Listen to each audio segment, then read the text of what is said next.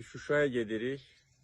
Şuşada Harı Bülbül Musiki Festivalı geçirilecek. Dediğim kimi bu yıl may ayında Harı Bülbül Musiki Festivalı uzun fasileden sonra geçirilecektir. Yol üstü Azerbaycan'ın dilber güşelerinden biri olan Xocavənd rayonuna geldik. Ve burada təbiətin qoynunda armudu stəkanda çay içirik. Necə ki Cıdır düzündə çay içmişik. İndi isə Xocavənddə çay içirik. Və bu qədim Azərbaycan torpağında Azərbaycan xalqı bundan sonra əbədi yaşayacaqdır.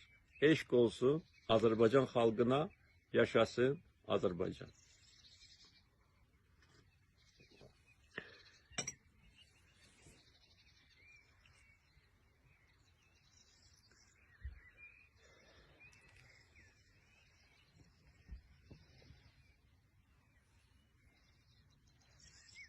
Özünü de çək, Mehriban. Operator həmişə olduğu kimi Mehriban hanımdır, ama özünü çəkmək istəmir nədənsə.